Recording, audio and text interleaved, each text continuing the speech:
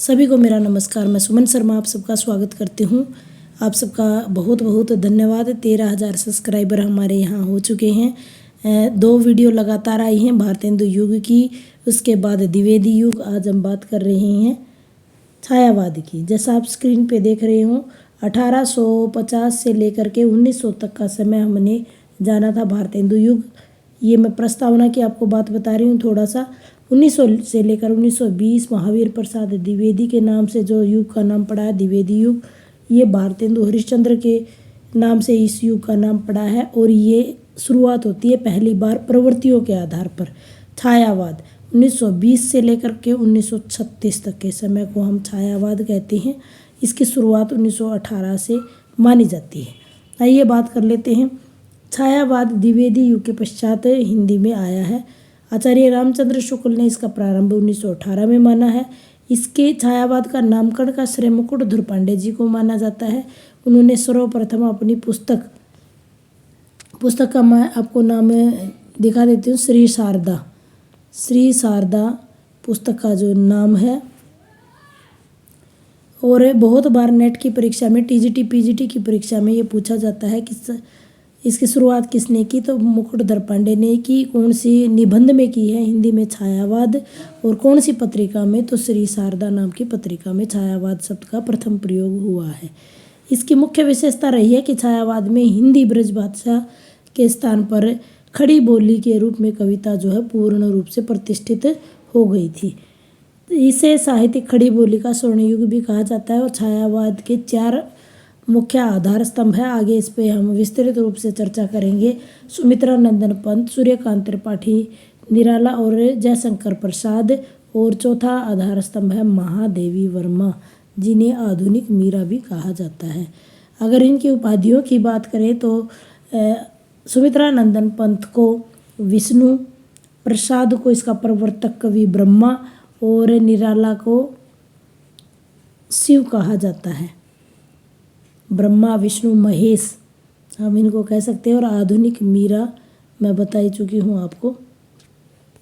अब छायावाद की कुछ परिभाषाओं पर आते हैं कि अब से पहले तो नामकरण जो है युगों के किसी व्यक्ति विशेष के नाम पर रखे गए। अब ये प्रवृत्तियों के बेस पे नाम रखा गया है। तो छायावाद की सबसे महत्वपूर्ण विशेषता आचार्य रामचंद्र शुक्ल की, छायावाद शब्द का प्रयोग 2 अर्थों में समझना चाहिए। एक तो रहस्यवाद के अर्थ में, जहाँ इसका संबंध काव्य वस्तु से होता है और जहाँ कवि उस अनंत और अज्ञात प्रियतम को आलंबन बनाकर अत्यंत चित्रमयी भाषा से प्रेम की अनेक प्रकार से व्यंजना करता है।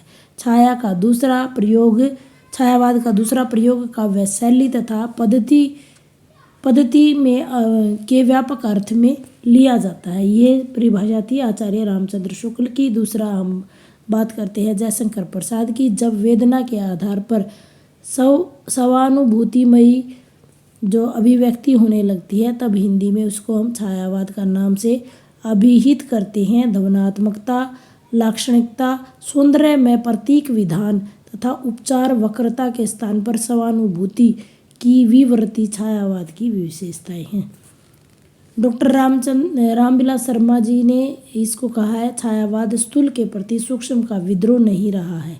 इसमें नगेंद्र की परिभाषा है, उन्होंने कहा है स्थूल के प्रति सूक्ष्म का विद्रोह है। थोथी नैतिकता, बहुत बार नेट की परीक्षा में, टीजीटी पीजीटी में ये परिभाषा पूछी जाती है छायावाद की। इसको जिसमें थोथी नैतिकता आए तो रामविलास शर्मा जी की बात आएगी।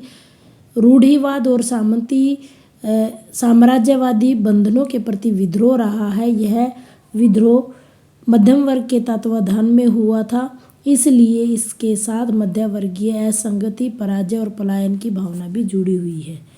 इसके अलावा मैं एक परिभाषा आपको बता चुकी हूँ डॉक्टर नगेंद्र की। छायावाद को उन्होंने स्थूल के प्रति सूक्ष्म का विद्रोह माना है।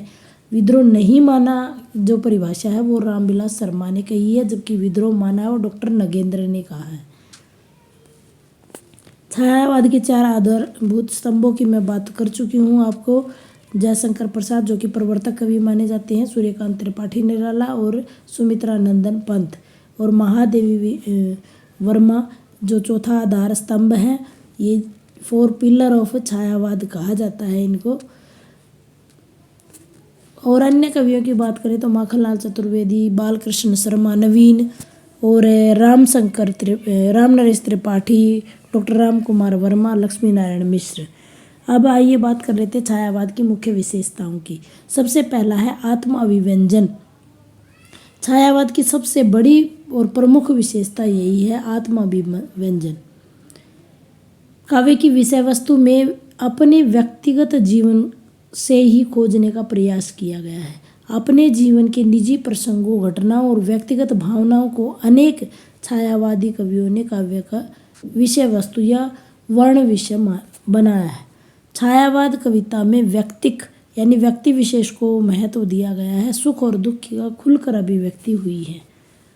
निराला की कई कविताओं में उनके व्यक्तिगत जीवन का सत्य व्यक्त होता है। राम की शक्ति पूजा में राम की हताशा, निराशा, कवि को अपने जीवन की निराशा की अभिव्यक्ति वो करते नजर आते हैं। उन्हें जीवन भर लोगों ने जिस विरोध का झेलना पड़ा उसकी अनुगूंज निम्न पंक्तियों में दिखने को मिलती है। धिक जीवन जो पाता आया है विरोध, धिक साधक जिसके लिए सदा ही किया शोध।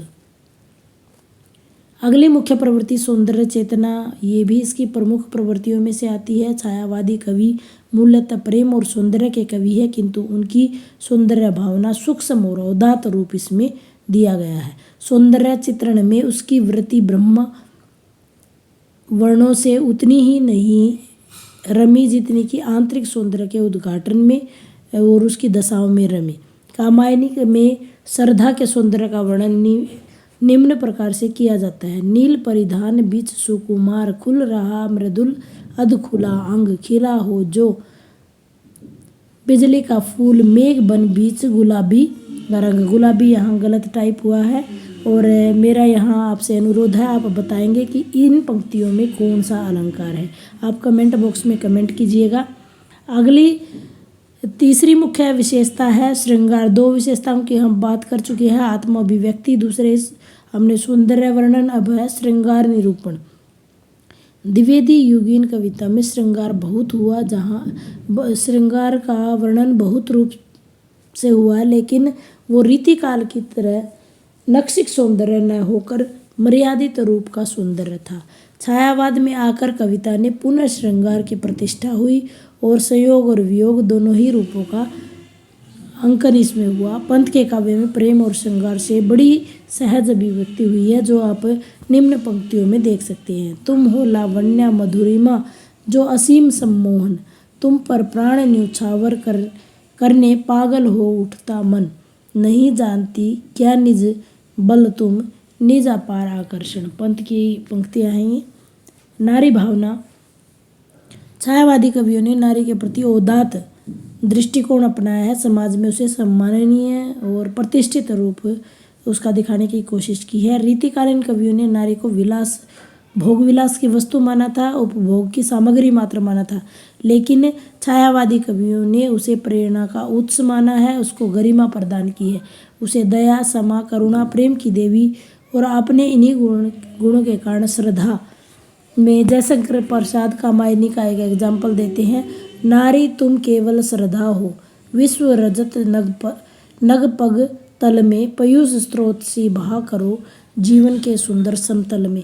अगर आपने इससे संबंधित ये बहुत ही सुंदर रचना है और इसका बहुत ही अच्छा कविता के रूप में बताया है। आप कुमार विश्वास की ये नारी तुम श्रद्धा अगर गूगल पर टाइप करोगे तो कुमार विश्वास के द्वारा गाई जाने वाली कविता ये आपको दिखाई देगी और इसका सौंदर्य आपको महसूस होगा, किस प्रकार से इसमें सुंदर नारी के सौंदर्य के उदात्त रूप का चित्रण किया गया है। पंत ने देवी, माँ, सहचरणी, प्राण कहकर कविता के प्रति अपने यानी नारी के प्रति अपनी भावनाएं व्यक्त की हैं। प्रसाद जी के हृदय में नारी का बहुत ऊंचा स्थान है और निम्न पंक्तियों में उनके विचार उद्गृत होते हैं, जैसे तुम देवी आह कितना उदार, वह मात्र मूर्ति है निर्विकार, हे सर्व मंगले तुम महती, सबका दुख अपने पर सहती। सुमित्रानंदन पंत की रचना है। सबसे प्रमुख विशेषता अब आती है रहस्यवाद।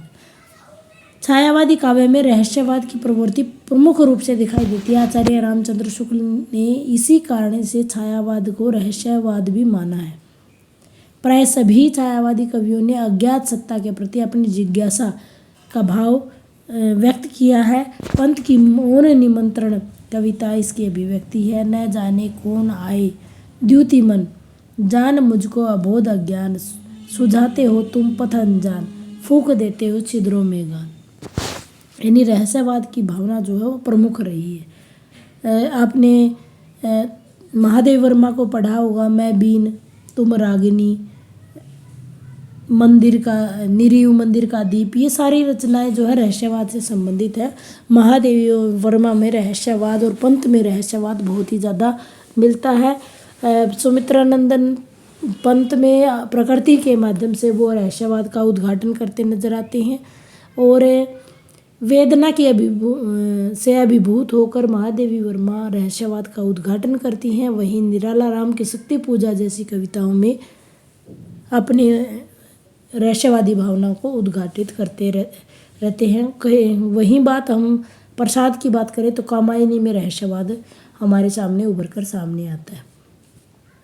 प्रकृति चित्रण की बात करें तो छायावादी कविता में प्रकृति के कुशल चितेरे कवि थे, जिनमें पंत का नाम सर्वप्रमुख आता है। उन्हें प्रकृति का कुशल चितेरे कवि कहा जाता है। इन कविताओं में मानवीय चेतना का आरोपण करते हुए यानी मानवीयकरण अलंकार की भी प्रमुखता हमें दिखाई देती है। हंसते रोते हुए दिखाई देते हैं, जैसे ए चरिता देख जगत की आप, शून्य भरता समीर निश्वास, डालता पातों में चुपचाप ओस के आंसू नीला आकाश। दुख और वेदना की अभिव्यक्ति छायावादी काव्य में हमें दिखाई देती है। अगले पॉइंट की तरफ चलते हैं।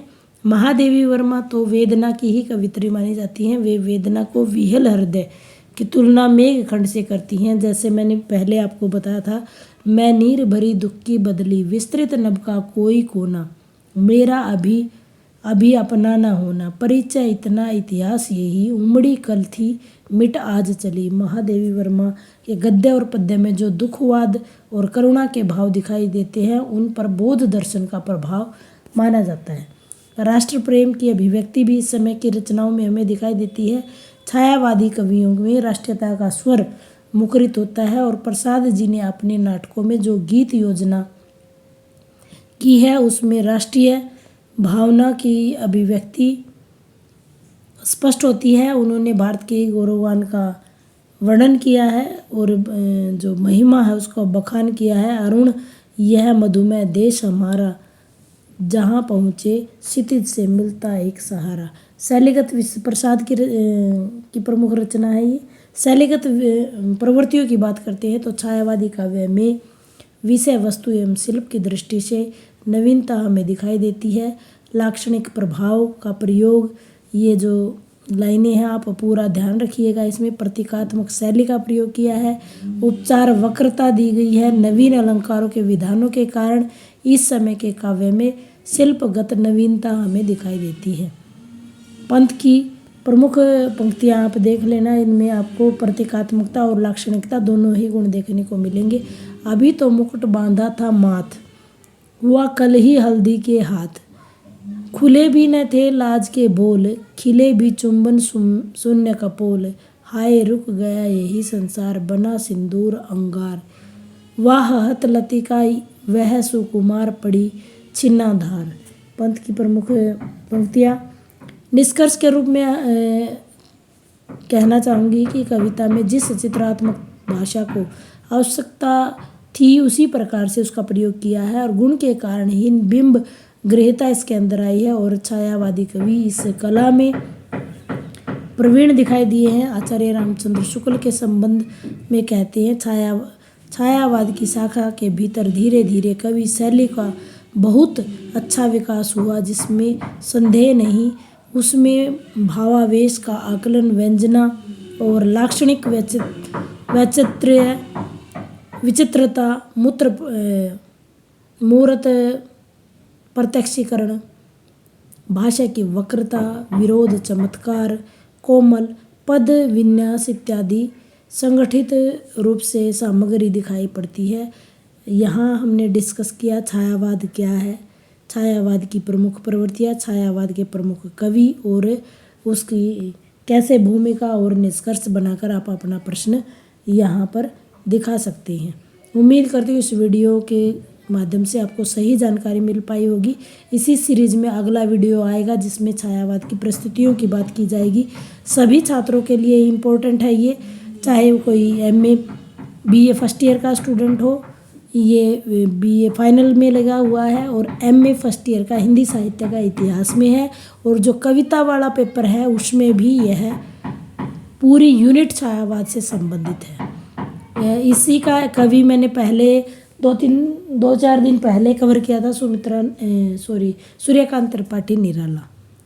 आप प्लेलिस्ट में जा कर के वीडियो देख सकते हैं। MA के भी बहुत सारे सब्जेक्ट इसमें कवर किए गए हैं।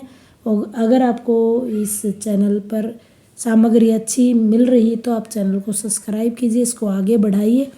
इन्हीं शब्दों के साथ आपका बहुत बहुत धन्यवाद।